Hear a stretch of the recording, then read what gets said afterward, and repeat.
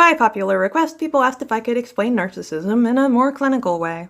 We can do that, and we'll talk about how to spot these people and how to escape. Disclaimer, I am not a mental health professional. I am in fact a molecular biologist, but I have an interest in these things. You may have met a narcissist. You probably know some. People who could qualify for a narcissistic personality disorder diagnosis run around 1% of the population. However, it's probably a lot higher because these people are very unlikely to get help unless forced. You may recognize them from your own life. These are people who are self-absorbed. They can either have grandiosity and be very overt, they're just the best person at everything, or they could be covert, which is a lot harder to find. Covert, yes, are also incredibly self-absorbed, but they're very down on themselves. Some of them may actually have a normal amount of cognitive empathy, be able to understand others and how they feel, but it does not touch them. That does lead us a little bit farther into an area that might be called the dark empath. People who have dark triad traits, so narcissism, Machiavellianism, and potentially psychopathy, but also are capable of cognitive empathy. That's a weirder and only just beginning to be understood part of psychology. Those people are a lot more likely to be successful because they can mask. If you've ever been in a relationship with someone who's narcissistic, you'll notice that they twist your words, they twist the past, they might even make you question your own memory. You'll notice that if you get a little bit too distant, they try to pull you back with acts of kindness. Just enough bait to get you on the hook, but as soon as you're on it, it starts all over again. When dealing with someone with narcissistic personality disorder, you'll probably become familiar with coercion and Darvo. That doesn't matter if there's someone you're a family member with, or a roommate, or friend, or you're romantically engaged with. The tactics are common. Have you ever confronted somebody, maybe even a roommate, and said, hey, you did this thing, and all of a sudden it's been turned around against you and suddenly you're the bad guy? You're probably experiencing DARVO. That's an acronym for Deny, Attack, Reverse, Victim, and Offender. You come to them and say, hey, this was not cool. They say, no, I didn't do it. They attack you and reverse roles. All of a sudden, you are the bad guy for bringing it up. You are unreasonable. They'll try to attack you by using other things maybe you did on the past, which were not even relevant to the conversation. This leads us into coercion, a situation where somebody uses psychological tactics to keep you from behaving a certain way, and it is not super consensual. One example might be anytime you talk to this person about something that they do, all of a sudden it has threats attached to it. If you bring this up, something bad will happen. One example might be anytime you bring up somebody missing something, like, say, a birthday or an anniversary or an appointment.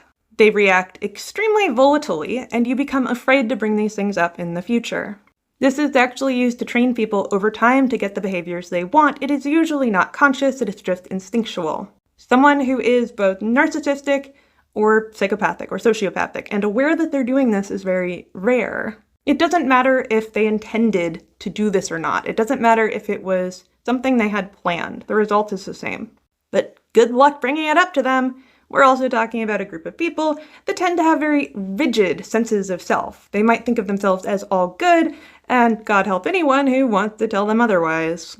The best thing you can do is run. Run far away. In fact, it is recognized that there is a cycle of narcissistic abuse.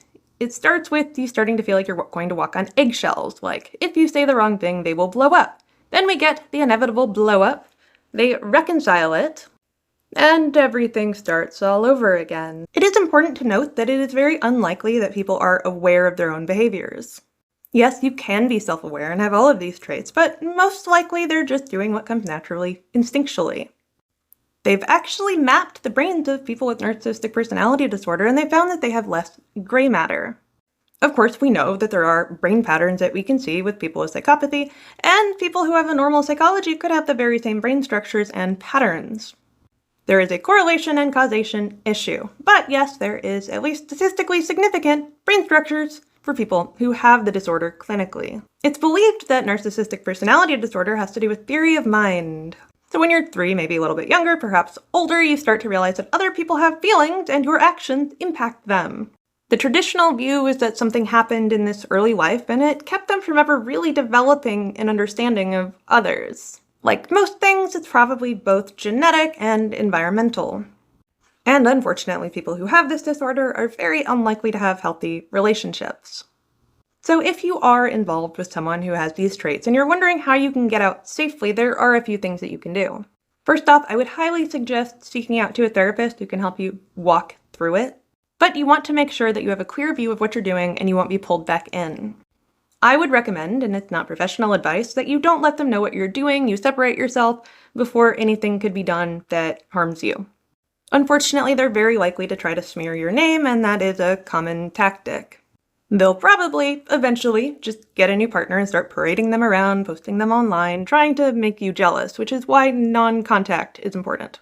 You don't want to reinforce those neural pathways that make you attached to this person.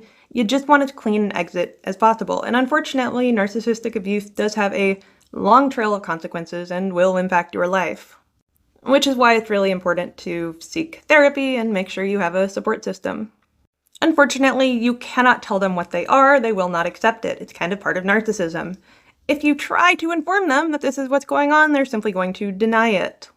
Anything that hurts their self-image will be denied. That's kind of the whole deal. They're also not going to change, and they're almost certainly not going to go to therapy.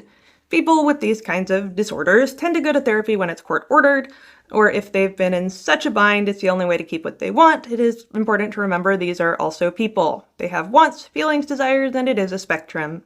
Someone can be narcissistic without it coming to the point of being a disorder in which it impacts their ability to live, form relationships, and work.